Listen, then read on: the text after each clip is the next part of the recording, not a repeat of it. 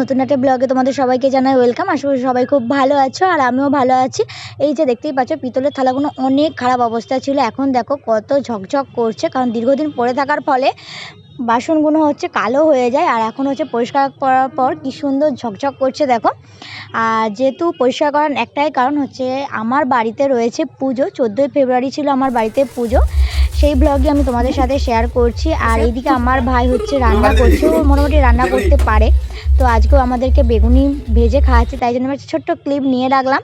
আর এইদিকে দেখো প্যান্ডেলও রেডি হয়ে গেছে। আর এটা ছিল কালী পুজোর আগের দিন, আমার বাড়িতে মা কালীর পুজো হয়। এই যে আমার বাড়ির মা, এটা ছিল পুজোর আগের দিনকে বাবা পরিষ্কার করছিল সব কিছু, তাই তোমাদের সাথে একটু শেয়ার করলাম।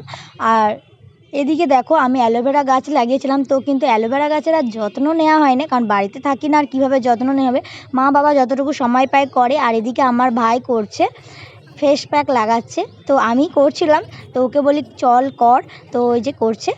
আর এইটা হচ্ছে কালী পুজোর দিন আমার ছোট পুচকি বনি, সেও হচ্ছে কাকুর সাথে হাতে হাত লাগিয়ে হচ্ছে ওই আম পাতাগুলো লাগাচ্ছে।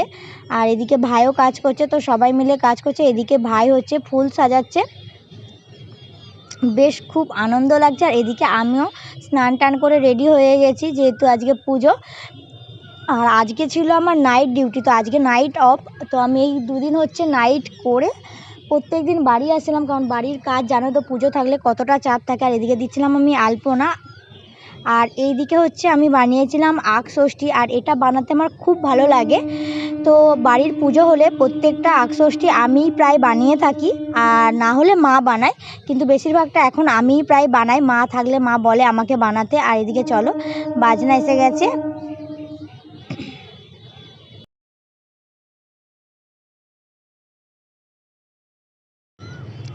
আর এইদিকে আমিও রেডি হয়ে গেছি। আর কেমন লাগছে অবশ্যই কিন্তু তোমরা কমেন্ট করে জানিও। আগের বছর ছিল লাল পাড় সাদা শাড়ি, আর এবছর আমি সিলেক্ট করেছি লাল শাড়ি, তো লাল শাড়িতে আমাকে কেমন লাগছে অবশ্যই কমেন্ট করে একটু জানিও। তো চলো এখন যাব হচ্ছে পুজো দিতে, তাই তাড়াতাড়ি করে রেডি হলাম, কারণ অনেকগুলো জায়গায় পুজো দিতে হবে, নাহলে অনেকটা দেরি হয়ে যাবে, পুজোয় বসতে পারবে না। এই যে এখন চলে এসেছি পুজো দিতে, বাবা এখন পুজো দিচ্ছে, অনেকগুলো জায়গায় পুজো দিতে হবে, তো এইটাই হচ্ছে ফার্স্ট আসলাম। এখানে হচ্ছে আমাদের বড় বাবা আর মা কালীর মন্দির রয়েছে, তো এখানে পুজো দিতে আসলাম, তারপরে আরও জায়গায় হচ্ছে পুজো দিতে যাব। তো ফাইনালি পুজো দেওয়া কমপ্লিট হয়ে গেছে, এখন চলে এসেছি রুমে, আর বাকিরা হচ্ছে সবাই খাওয়া দাওয়া করছে। আর এদিকে আমি একটু তোমাদের সাথে কথা বলে নিচ্ছি, আর এত বাজনা বাজছে তাই কিছু শেয়ার করতে পারছি না। তো চলো উপরে যাই, পুজো দেখাই তোমাদেরকে। এদিকে মা বাবা করছে পুজো, তো এবছর বাবা মাই হচ্ছে উপোস রয়েছে, আগের বছর আমি ছিলাম, কিন্তু এবছর যেহেতু পরের দিনই হচ্ছে শিবরাত্রি পড়েছিল, তাই জন্য আমি এবছর উপোস থাকিনি, তো এবছর মা আর বাবা দুজনেই রয়েছে।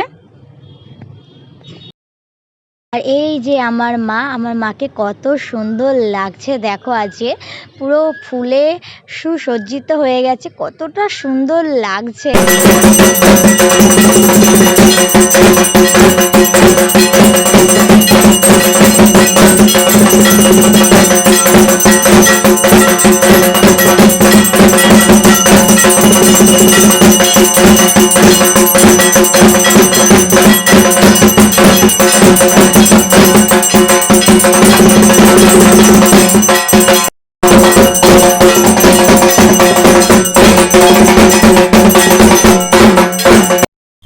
ফাইনালি পুজো কমপ্লিট।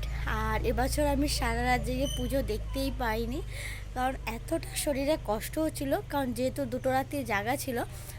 পুজোর পরের দিন দেখতেই পাচ্ছ আমাদের পুজো কমপ্লিট, আর এদিকে সব কিছু গোছানোও হয়ে গেছে। আর এবছর আমি পুজোতে থাকতেই পারিনি, কারণ আমার শরীরটা ভীষণ খারাপ লাগছিলো, কারণ দুদিন যেহেতু নাইট করেছে আর বাড়ি আসতাম ঘুমানোও হয়নি, তাই জন্য শরীরটা খুবই খারাপ লাগছিলো, তাই বেশিক্ষণ সারা রাত ধরে জাগতেও পারিনি। সকালবেলা দেখো চারিদিক পুরো খালি, বাড়ির সমস্ত আত্মীয়রা চলে গেছে, কারণ যেহেতু আজকে শিবরাত্রি, সবারই বাড়িতে পুজো রয়েছে, সবাই হচ্ছে শিবরাত্রি করে, তাই সবাই বাড়ি চলে গেছে। এদিকে প্যান্ডেলও খুলতে চলে এসেছে, আর কিছুক্ষণ পরে প্যান্ডেলটাও খুলে নিয়ে চলে যাবে।